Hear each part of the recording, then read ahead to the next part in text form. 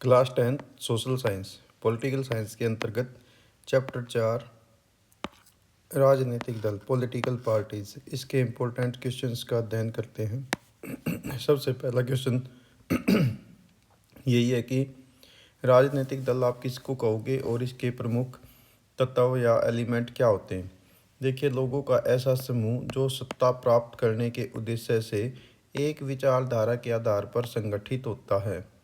यानी इसमें ऐसे लोग शामिल होते हैं जिनका उद्देश्य एक जैसा होता है, जो सत्ता प्राप्त करना चाहते हैं और वे उनकी विचारधारा एक जैसी होती है, उसको राजनीतिक दल कहते हैं। जैसे बीजेपी, कांग्रेस, आम आदमी पार्टी।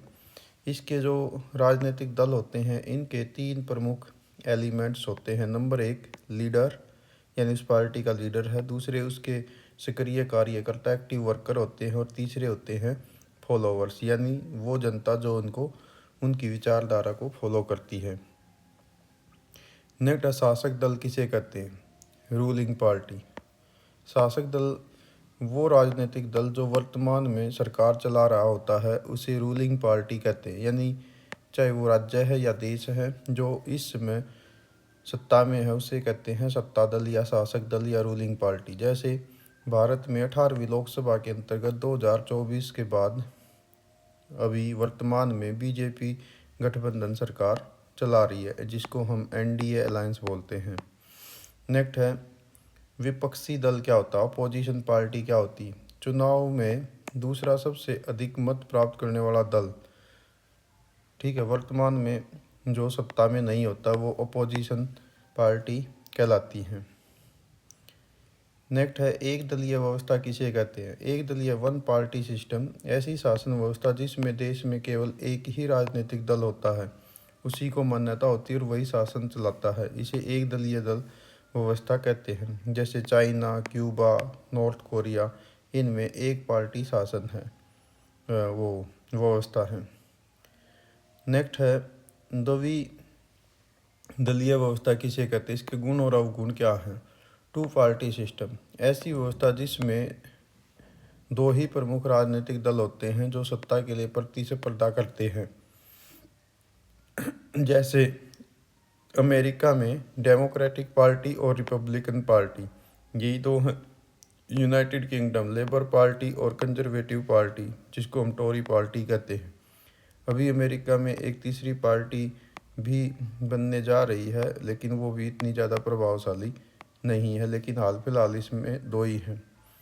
नेक्स्ट, इसके गुण क्या हैं, मेरिट क्या है? नंबर एक, इसमें स्टेबल और स्ट्रॉन्ग गवर्नमेंट रहती है, क्योंकि पता होता है कि जो दल इस समय सत्ता में है, यदि वो हार जाता है इलेक्शन में, तो अगली जो पार्टी है वो फिक्स है। यानी एक दूसरे के प्रति रिस्पॉन्सिबिलिटी इसमें बढ़ती है। सरकार उत्तरदायी होती है, रिस्पॉन्सिबल होती है, और विपक्ष इसमें मजबूत रहता है, क्योंकि विपक्ष को भी ये पता होता है यदि सत्ता दल से जनता चेंज कर देती है तो जनता के पास ऑप्शन और कोई नहीं होता उनकी पार्टी के अलावा। अब इसके अवगुण क्या हैं? ये सरकार अलोकतांत्रिक भी हो सकती हैं, जनता और विपक्ष की अनदेखी इसमें हो सकती है, और मंत्री परिषद निरंकुश हो सकता है। नेट, बहुदलीय व्यवस्था किसे कहते हैं? इसकी क्या विशेषताएं हैं? मल्टी पार्टी सिस्टम ऐसी व्यवस्था जिसमें अनेक राजनीतिक दल होते हैं जो चुनाव में भाग लेते हैं, सत्ता प्राप्त करने का वो प्रयास करते हैं, इसे मल्टी पार्टी सिस्टम कहते हैं। जैसे भारत में मल्टी पार्टी सिस्टम है। इसकी विशेषताएं क्या हैं? इसमें सभी दलों का प्रतिनिधित्व, रिप्रेजेंटेशन रहता है, क्योंकि कोई भी दल का सदस्य इसमें विजय प्राप्त कर सकता है। मतदाताओं के पास अनेक विकल्प होते हैं। स्वतंत्र मताधिकार इसमें रहता है। राष्ट्र दो गुटों में नहीं बंटता है, और मंत्रिमंडल में तानाशाही की संभावना कम रहती है। नेक्स्ट है, भारत में बहुदलीय व्यवस्था क्यों है? भारत क्षेत्रफल के अनुसार विश्व का 7वां बड़ा देश है। भारत का क्षेत्रफल 32,87,263 वर्ग किलोमीटर है, जो विश्व के कुल क्षेत्रफल का 2.4% भाग है।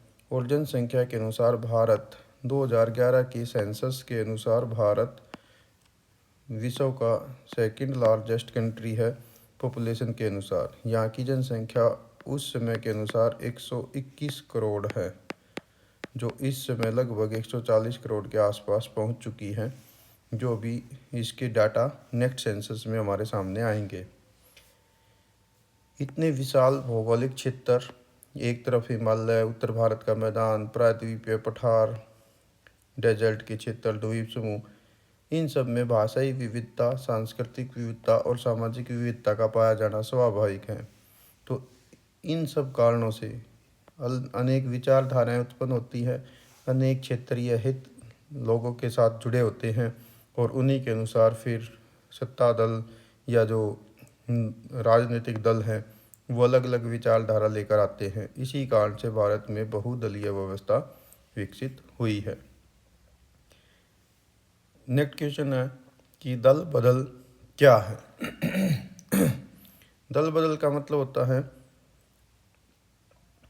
राजनेताओं द्वारा एक दल को छोड़कर दूसरे दल में शामिल हो जाना। इसे दल बदल या डिफेक्शन कहते हैं। गठबंधन सरकार, कोलिएशन गवर्नमेंट क्या होती है? जब दो या दो से अधिक राजनीतिक दल मिलकर एक दल बना लेते हैं या मिलकर सरकार बनाते हैं, उसे गठबंधन सरकार कहते हैं। जैसे इस समय भारत में गठबंधन सरकार कार्यरत है, जो एनडीए गठबंधन के अंतर्गत कार्य कर रही, जिसमें बीजेपी मुख्य दल है। यह सरकार कब बनाई जाती है? जब किसी एक राजनीतिक दल को बहुमत प्राप्त नहीं होता है तो गठबंधन की आवश्यकता पड़ती है और दो या दो से अधिक दल मिलकर जो हैं वो सरकार बनाते हैं। जैसे इस समय एनडीए, नेशनल डेमोक्रेटिक अलायंस, ये भी आपके लिए क्वेश्चन है, एक बड़ा राजनीतिक गठबंधन है जिसका नेतृत्व बीजेपी करती है और जो वर्तमान में सत्ता में भी है। नेक्स्ट, सपक्षी क्या है? कोई व्यक्ति जो दृढ़ता के साथ किसी दल या समूह के साथ जुड़ा होता है उसे सपक्षी या पार्टीशन कहा जाता है। नेक्स्ट, शपथ पत्र या एफिडेविट क्या होता है? यह एक प्रकार का स्टाम्प पेपर होता है जिस पर जो लिखे जाता है वक्तव्य या जो भी साक्ष्य हैं, उनको एक प्रकार का ये कानूनी दस्तावेज बन जाता है जिसको साक्ष्य के रूप में, प्रूफ के रूप में न्यायालय में प्रस्तुत किया जा सकता है। उसे एफिडेविट कहते हैं। यानी जब कोई भी राजनीतिक दल इलेक्शन लड़ते हैं तो उनको एक एफिडेविट देना होता है कि उनके पास चल अचल संपत्ति कितनी है, जिसको कोर्ट में चैलेंज किया जा सकता है। नेक्स्ट, चुनाव चिन्ह किसे कहते हैं? उदाहरण दें। हर राजनीतिक दल को निर्वाचन आयोग मतलब भारत का इलेक्शन कमीशन, वो एक इलेक्शन सिंबल देता है उसे, यानी एक चिन्ह देता है जिसके द्वारा वे अपना इलेक्शन लड़ते हैं, जो उस दल की पहचान होता है। जैसे बीजेपी कमल का फूल, कांग्रेस हाथ का निशान। ठीक है, इस विशेष चिन्ह का उपयोग केवल उस पार्टी का अधिकृत उम्मीदवार ही कर सकता है, ऑथराइज कैंडिडेट ही कर सकता है जो पार्टी का चुनाव चिन्ह होता है। नेक्स्ट, मान्यता प्राप्त राजनीतिक दल किसे कहते हैं? निर्वाचन आयोग के अनुसार जो दल निश्चित प्रतिशत में मत और सीटें प्राप्त करता है उसे मान्यता प्राप्त रिकॉग्नाइज्ड पार्टी कहते हैं। इसमें अलग अलग नियम हैं। स्टेट में जो मान्यता प्राप्त दल है उसके लिए नियम यह है कि यदि कोई दल किसी राज्य विधानसभा चुनाव में वहाँ के कुल मत प्रतिशत का 6% या उससे अधिक प्राप्त करता है और कम से कम 2 सीटें जीत लेता है तो वह राज्य का मान्यता प्राप्त राजनीतिक दल कहा जा सकता है। इसी प्रकार से नेशनल लेवल पर यदि कोई दल लोकसभा चुनाव, जिसे हम आम चुनाव भी कहते हैं, उसमें 6% वोट और कम से कम 4 सीटें प्राप्त करे, उसे राष्ट्रीय दल की मान्यता प्राप्त होती है। नेक्स्ट, इसी प्रकार से राष्ट्रीय दल किसे कहते हैं? यही क्वेश्चन है। राष्ट्रीय दल वह राजनीतिक दल होता है जो भारत का निर्वाचन आयोग उसे राष्ट्रीय स्तर पर मान्यता देता है और वह कई राज्यों में उस राजनीतिक दल का प्रभाव होता है। इसकी विशेषताएं क्या होती है? कई राज्यों में यह सक्रिय होता है, लोकसभा और विधानसभा में निश्चित प्रतिशत मत और सीटें प्राप्त करता है, और राष्ट्रीय नीतियों में वो कार्य करता है, यानी नेशनल लेवल पर मुद्दे उनके जो है वो नीतियों में शामिल होते हैं। जैसे बीजेपी, कांग्रेस, आम आदमी party, Bahujan Samajwadi party, communist party of India, Marxist और नेशनल पीपल्स पार्टी एनपीपी। इस समय भारत में यही 6 राजनीतिक जो दल हैं राष्ट्रीय स्तर पर जो कार्य कर रहे हैं, जिनको इस समय मान्यता प्राप्त है। राष्ट्रीय दल देशव्यापी राजनीति में भाग लेते हैं और राष्ट्रीय नीतियों के निर्माण में भूमिका निभाते हैं। नेक्स्ट आता है चुनाव आयोग क्या है। चुनाव आयोग भारत की एक संवैधानिक और स्वतंत्र संस्था है जो देश में स्वतंत्र, निष्पक्ष और पारदर्शी ढंग से चुनाव कराने में महत्वपूर्ण भूमिका निभाती है। चुनाव आयोग के कार्य क्या हैं या फंक्शन क्या हैं? लोकसभा, राज्य विधानसभा, राष्ट्रपति, उपराष्ट्रपति के ये चुनाव करवाता है। राजनीतिक दलों का पंजीकरण यानी उनका रजिस्ट्रेशन और रिकॉग्नाइजेशन, मान्यता देना, ये इसका कार्य है। राजनीतिक दलों को चुनाव चिन्ह आवंटित करना, चुनाव कार्यक्रमों की घोषणा करना, मतगणना कराना और उनके परिणाम घोषित कराना, ये सब चुनाव आयोग के कार्य हैं। चुनाव आयोग भारतीय लोकतंत्र की निष्पक्षता को बनाए रखने में महत्वपूर्ण भूमिका निभाता है। वोटर्स का जो आजकल जिसको हम SIR बोलते हैं, स्पेशल इंटेंसिव रिवीजन, ये भी गहन पुनरीक्षण मतदाताओं का, वो भी चुनाव आयोग का ही कार्य है। नेक्स्ट, भारत के चुनाव आयोग में नाम पंजीकरण कराने वाले दलों की संख्या कितनी है?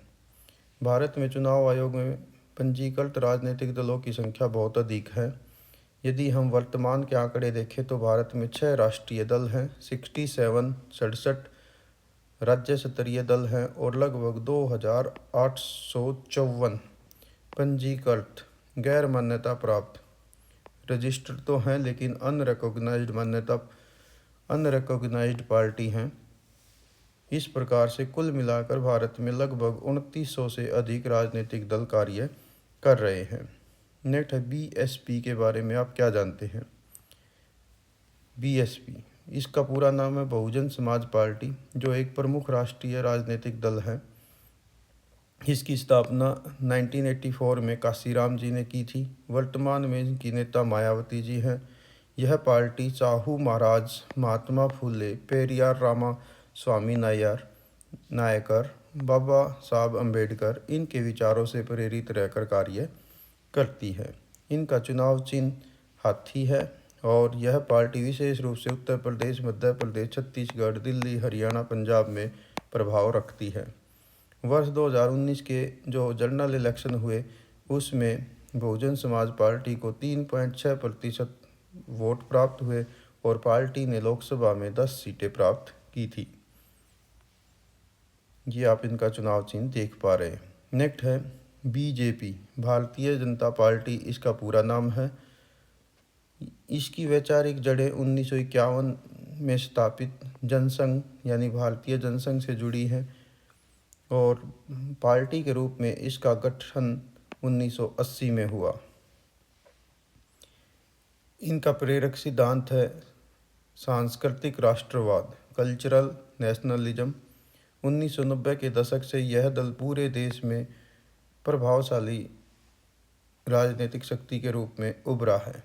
इसका चुनाव चिन्ह कमल का फूल है और इसके नेतृत्व में बना NDA, नेशनल डेमोक्रेटिक अलायंस, जो है वो कार्य कर रहा है।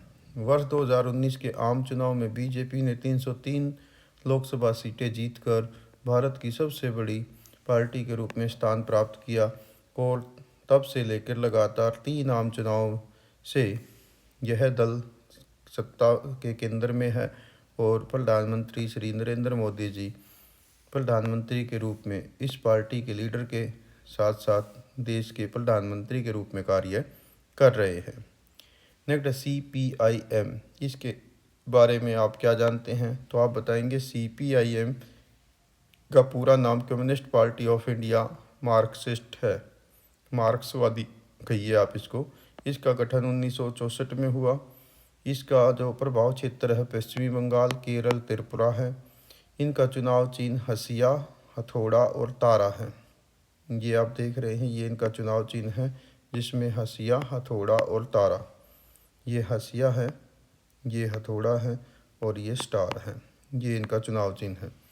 यह दल गरीबों, कारखाना मजदूरों, खेतिहर मजदूरों और बुद्धिजीवी वर्ग में मजबूत पकड़ रखता है। यह पार्टी मार्क्सवाद, जो रूस के विचारक रहे हैं, और लेनिन, ये भी जो रूसी क्रांति हुई थी 1917 में, उसके लीडर रहे हैं, उनसे प्रभावित रही है। उनकी आइडियोलॉजी को ये फॉलो करती है। यह दल पश्चिमी बंगाल में 34 वर्षों 1977 से 2011 तक लगातार शासन में रहा। वर्ष 2019 की लोकसभा चुनाव में इसको 1.75 मत प्रतिशत और 3 सीटें प्राप्त हुई, यानी 3 लोकसभा सीटों पर विजय प्राप्त हुई। नेक्स्ट है INC, इंडियन नेशनल कांग्रेस, ये इसका पूरा नाम है। इसकी स्थापना 1885 में एक ब्रिटिश अधिकारी A.O. ह्यूम ने की थी। यह दल पूरे भारत में प्रभाव रखता है और इसका चुनाव चिन्ह है हाथ का निशान। ये आप देख रहे हैं, हाथ का निशान। इसके नेतृत्व में बना गठबंधन UPA कहलाता है, यूनाइटेड प्रोग्रेसिव अलायंस।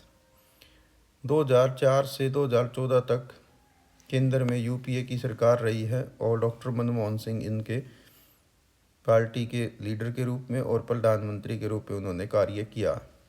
वर्ष 2019 के लोकसभा चुनाव में इनको 19.5% मत प्राप्त हुए और लोकसभा की 52 सीटें इन्होंने प्राप्त की थी। नेक्स्ट है नेशनल पीपल पार्टी।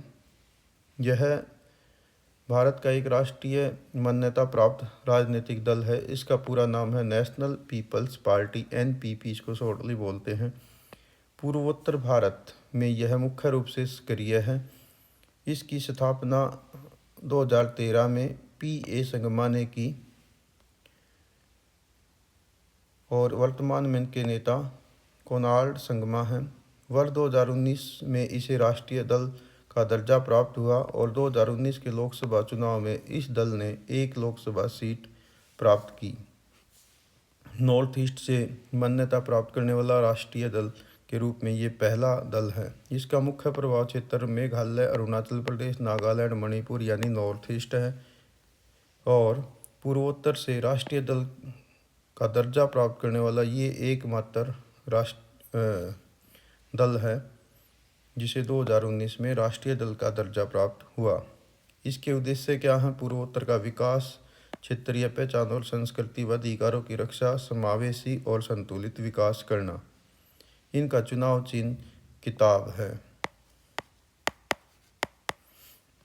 नेक्स्ट है आम आदमी पार्टी, इसको शॉर्टली आप बोलते हैं, AAP। इसकी स्थापना 2012 में हुई। यह भ्रष्टाचार विरोधी जो अन्ना आंदोलन हुआ उससे उभर कर सामने आई। 26 नवंबर 2012 को स्थापना हुई। इसके नेता हैं अरविंद केजरीवाल और इनका चुनाव चिन्ह है झाड़ू। दिल्ली में यह दल कई बार सरकार बना चुका है। पंजाब में भी इनके नेतृत्व में सरकार चल रही है। इनके प्रमुख मुद्दे रहे हैं भ्रष्टाचार के खिलाफ लड़ाई, शिक्षा और स्वास्थ्य, सस्ती बिजली पानी की सुविधाएं देना। 2023 में इसे राष्ट्रीय दल का दर्जा प्राप्त हुआ। तो ये आप इसके बारे में बता सकते हैं। यदि आप चाहें संक्षिप्त उत्तर देना है तो ये कुछ पंक्तियां आप इसमें यूज कर सकते हैं। इनका चुनाव चिन्ह है झाड़ू। नेक्स्ट है क्षेत्रीय दल। वे दल जो किसी राज्य या सीमित भौगोलिक क्षेत्र में कार्य करते हुए क्षेत्रीय दल कहलाते हैं। ये दल मुख्य रूप से राज्य की समस्याओं, भाषा, संस्कृति और क्षेत्रीय हितों पर कार्य करते हैं। इनकी मुख्य विशेषताएं क्या हैं? इनका प्रभाव पूरे देश में नहीं होता बल्कि एक सीमित क्षेत्र या राज्य में होता है। ये अपने क्षेत्र की स्थानीय समस्याओं को प्राथमिकता देते हैं और कई बार ये राष्ट्रीय स्तर पर गठबंधन सरकार बनाने में भी महत्वपूर्ण भूमिका निभाते हैं। जैसे INLD शिरोमणि अकाली दल पंजाब, INLD हरियाणा में है नेशनल, ठीक है, शिवसेना महाराष्ट्र, समाजवादी पार्टी उत्तर प्रदेश, राष्ट्रीय जनता दल बिहार, ऑल इंडिया तृणमूल कांग्रेस पश्चिमी बंगाल, द्रविड़ मुनेत्रा किंगडम ये तमिलनाडु में, इसको शॉर्टली बोलते हैं DMK, ख्वाजा गहमद, ठीक है, तेलुगु देशम पार्टी आंध्र प्रदेश, ठीक। तो ये आप इसके बारे में बताएंगे। जो रीजनल लेवल पर कार्य करती है उनको कहते हैं क्षेत्रीय दल। ये आप इनसे संबंधित मानचित्र भी देख सकते हैं कि कौन से राज्य में कौन सी जो पार्टियां हैं वो क्षेत्रीय दल के रूप में कार्य करती हैं। जैसे आप सीरियल वाइज पढ़ सकते हैं कि जम्मू कश्मीर में कौन है, पंजाब में शिरोमणि अकाली दल है, हरियाणा में INLD है, ठीक है, उत्तर प्रदेश में समाजवादी पार्टी है, बिहार में राष्ट्रीय जनता दल है, लोक जनशक्ति पार्टी आदि, ठीक है। तो ये आप इनमें सभी पढ़ लें, कोई भी इसमें से पूछी जा सकती है, ठीक है। तो मैंने मैप ही यहाँ पर आपके लिए अटैच कर दिया है, या आप इंग्लिश में भी देख सकते हैं। जो विद्यार्थी इंग्लिश मीडियम के हैं तो इनको आप अच्छे ढंग से अध्ययन कर लें। नेक्स्ट है, पहले आम चुनाव भारत में कब हुए? ये हुए थे 1951-52 में। इन चुनाव के बाद पहली लोकसभा का गठन भारत में हुआ था। नेक्स्ट इम्पोर्टेंट क्वेश्चन है, राजनीतिक दल जनता को शिक्षित कैसे करते हैं? तो ये संसद में वाद विवाद करते हैं, जनसभाओं और बातचीतों के द्वारा ये लोगों को जागरूक करते हैं, चुनावी अभियान चलाते हैं, इलेक्शन कैंपेन, अपनी नीतियों को घोषणा पत्र के माध्यम से, मैनिफेस्टो के माध्यम से जनता के सामने रखते हैं, और अपनी कार्य प्रणाली और निर्णयों के द्वारा ये जो हैं लोगों को शिक्षित करते हैं। नेक्स्ट, राजनीतिक दलों के प्रमुख कार्य क्या हैं? ये भी इम्पोर्टेंट क्वेश्चन रहेगा। तो राजनीतिक जो दल होते हैं इनके प्रमुख कार्य हैं, लोकतंत्र के लिए ये जरूरी होते हैं, सरकार की स्थापना करते हैं, उसमें ये सहायता करते हैं, कार्यपालिका और विधानपालिका में ये सहयोग करते हैं, विरोधी दल के रूप में ये सत्ता दल को निरंकुश होने से रोकते हैं, शांतिपूर्ण तरीके से सत्ता परिवर्तन में ये सहायक होते हैं, और जनता और सरकार के बीच में ये कड़ी का काम करते हैं। नेक्स्ट है, राजनीतिक दल किस प्रकार से हानिकारक हो जाते हैं? ये भी इम्पोर्टेंट क्वेश्चन पूछा जा सकता है, अपोजिट में है ये ऊपर वाले क्वेश्चन से। तो इसमें क्या होता है कि राजनीतिक दल कभी कभी भ्रष्टाचार या उसके नेता भ्रष्ट हो जाते हैं, करप्ट हो जाते हैं, गलत कार्यों को बढ़ावा देना शुरू कर देते हैं, या पार्टियों में वंशवाद एक प्रॉब्लम हो जाती है पीढ़ी दर पीढ़ी। नेट केंद्रीयकरण या शक्तियों का दुरुपयोग, यानी सारी की सारी पावर जो पार्टी है उसके एक लीडर के पास केंद्रित हो जाती हैं। जातिवाद या सांप्रदायिकता को कभी कभी बढ़ावा दे देते हैं, समूहवाद को बढ़ावा मिलना, अवसरवादिता आदि ये इसकी कमियां हैं। नेक्स्ट, राजनीतिक पार्टियों के सामने प्रमुख चुनौतियां क्या हैं? ये क्वेश्चन भी आपका इम्पोर्टेंट रहने वाला है। जो राजनीतिक दल देश में काम करते हैं उनके सामने सबसे बड़ी जो चुनौतियां हैं उनमें एक है आंतरिक लोकतंत्र की कमी, यानी पार्टी के अंदर डेमोक्रेसी नहीं होती, उसमें जो लीडर होता है उसको उसके विचारों को सर्वोपरि रखा जाता है। पार्टी के अंदर आपस में मतभेद रहते हैं, वंशवाद रहता है, यानी पहले पिता फिर उसका बेटा फिर उसका बेटा ही लीडर बनता है, धनबल का दुरुपयोग होता है, आपराधिक तत्व पार्टी में ज़्यादा प्रभावशाली हो जाते हैं, और अच्छे नेतृत्व की कमी होती, यानी एक जो मुख्य लीडर है यदि वो ना रहे पार्टी में तो अगला लीडर कौन होगा, ये एक पार्टियों की प्रमुख समस्या रहती है। नेक्स्ट, लोग राजनीति की आलोचना क्यों करते हैं? क्रिटिसिज्म क्यों होता है? ये भी इम्पोर्टेंट क्वेश्चन रहेगा। तो इसमें कारण ये है कि राजनीतिक दल कई बार गलत राजनीति करने लग जाते हैं, उनकी व्यवस्था में खामियों के कारण लोग आलोचना करते हैं। राजनीतिक दलों में भ्रष्टाचार एक कारण है, महंगाई के कारण भी लोग आलोचना करते हैं, बेरोजगारी के कारण आलोचना करते हैं, और राजनीतिक दल झूठे वादे करते हैं इलेक्शन के दौरान और उनको निभा नहीं पाते हैं तो लोग आलोचना करते हैं। नेक्स्ट इम्पोर्टेंट क्वेश्चन है कि राजनीतिक दलों को सुधारा कैसे जा सकता है?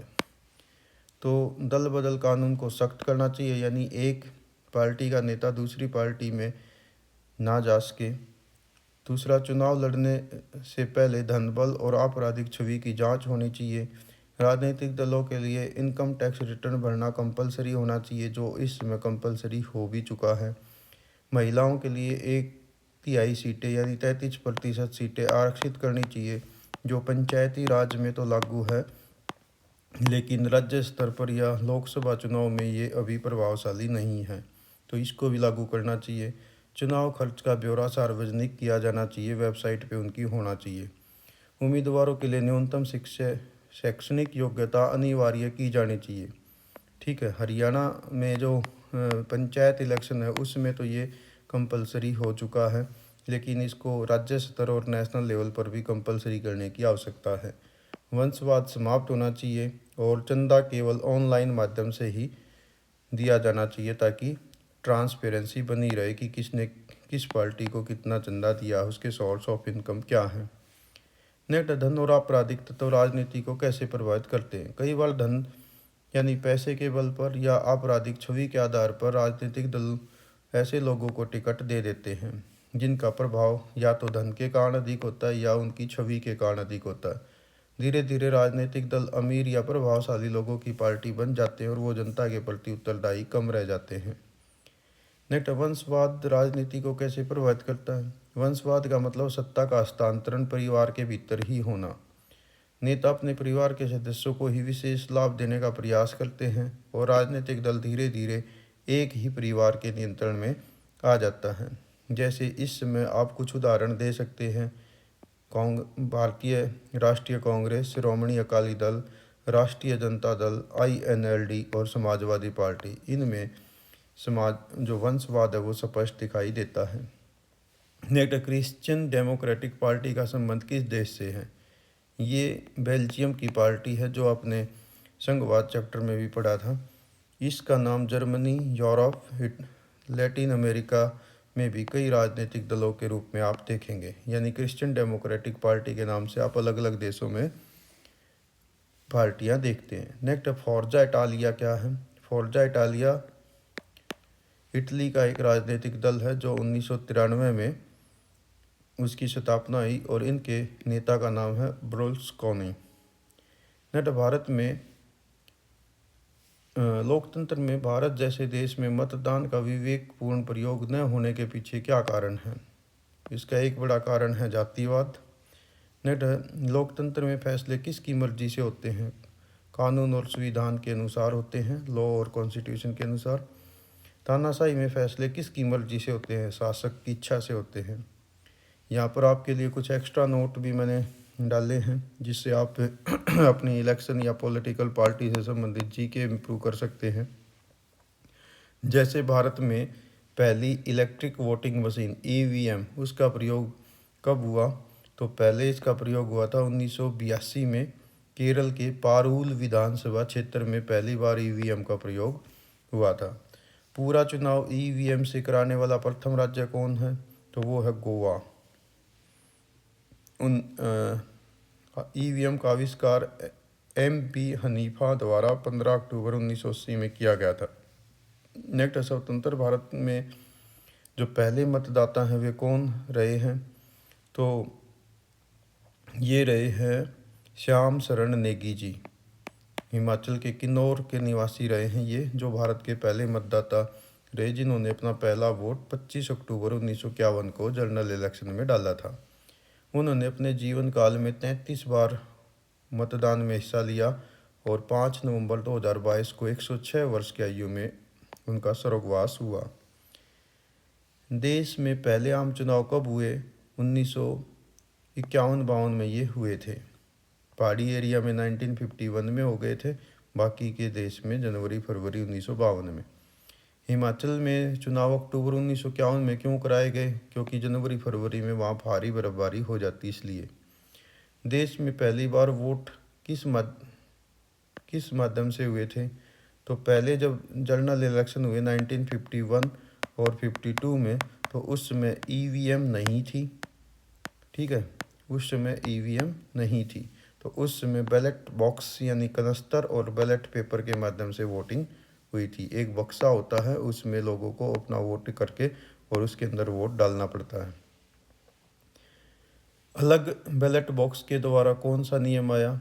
बैलेट पेपर पर ठप्पा, यानी जो आपका एक पेपर होता है उसके ऊपर ऐसे एक सतिया जैसा निशान बना के और वोट की जाती है। नेक्स्ट, ईवीएम का प्रयोग व्यापक रूप से कब से हुआ? 1999 से। ईवीएम में NOTA none of the above, एक लास्ट बटन दिया जाता है। जितने भी कैंडिडेट होते हैं उसमें सबसे आखिरी बटन नोटा का होता है, यानी किसी को वोट तो देना है लेकिन किसी भी राजनीतिक दल को या व्यक्ति को नहीं देना है, तो ये नोटा बटन दबाया जा सकता है। 2013 से ये पर ईवीएम में आता है। इसका मतलब होता है नन ऑफ दी अबव, उपरोक्त में से कोई नहीं। एक ईवीएम में अधिकतम कितने मत डाले जा सकते हैं या कितने उम्मीदवार का नाम दर्ज किया जा सकता है? तो अधिकतम 3840 मत ईवीएम में रिकॉर्ड किए जा सकते हैं और अधिकतम 64 उम्मीदवार एक साथ इसमें इलेक्शन कराए जा सकते हैं। यानी एक बैलेट जो यूनिट होती ना, इसको BU बोलते हैं, उसमें 16 उम्मीदवार के बटन होते हैं और हम 4 यूनिट कंटिन्यू एक के बाद एक ऐसे जोड़ सकते हैं, 1 2 3 और 4। ठीक है, तो कुल मिला के 64 उम्मीदवारों का इलेक्शन एक साथ किया जा सकता है। नेक्स्ट, आजकल ईवीएम में कौन सी तकनीक जोड़ी गई है? वो जोड़ी गई है वीवीपैट। वीवीपैट का मतलब होता है voter verification paper audit trail. ये एक प्रकार का छोटा सा प्रिंटर होता है जिसमें कुछ सेकंड के लिए पर्ची हमें दिखाई देती है कि हमने किसको वोट दिया है, वो कटती है और नीचे इकट्ठी होती चली जाती है। नेक्स्ट, VPR क्या है? Verifiable paper record. नेक्स्ट, राष्ट्रीय मतदाता दिवस कब मनाते हैं? 25 जनवरी को, यानी जो हमारा गणतंत्र दिवस होता है, गणतंत्र दिवस से जस्ट 1 डे पहले, एक दिन पहले। न भारत में एक वोट से हारने का रिकॉर्ड किसके नाम है? देखो, कई बार ऐसा भी होता है कि हम एक वोट से भी हार जाते हैं। भारत में एक वोट से हारने का प्रसिद्ध उदाहरण है AR कृष्णमूर्ति। 2004 के विधानसभा चुनाव में उनके प्रतिद्वंदी ध्रुव नारायण से वो केवल एक वोट से हार गए थे। उन्हें 40,751 वोट मिले, जबकि ध्रुव नारायण को 40,752 वोट मिले थे। कुछ अन्य उदाहरण ये भी हैं कि 1999 में केंद्र में बीजेपी की सरकार, अटल बिहारी वाजपेयी की सरकार केवल एक वोट से हार गई थी। तब गिरिधर गांव ने अपना जो MP की सीट है उस पर इस्तीफा नहीं दिया था और मतदान में भाग नहीं लिया था। एक बार खुद मैं वहाँ पर प्रिजाइडिंग ऑफिसर के रूप में ड्यूटी मैंने खुद निभाई थी। ये बात है 24 जनवरी 2016 की। हरियाणा का कुरुक्षेत्र डिस्ट्रिक्ट लाडवा ब्लॉक में बीड़ सोंटी एक छोटा सा गांव है, वहाँ पंचायत चुनाव हो रहे थे। तो वहाँ पर श्री चानन राम को 99 वोट मिले और श्री सुरेश जी को 98 वोट मिले थे। यानी श्री चानन राम केवल एक वोट से इलेक्शन जीत गए थे और सुरेश जी ये पूर्व सरपंच रहे हैं जो एक वोट से हार गए थे। बाकी के जो वोट थे वहाँ पर वो तीसरी कैंडिडेट को मिले थे जो इनसे कम थे। तो यहाँ पर प्रिजाइडिंग के ऑफिसर के रूप में मैंने स्वयं ड्यूटी निभाई थी। तो ये था आपका चुनावी राजनीति से संबंधित चैप्टर।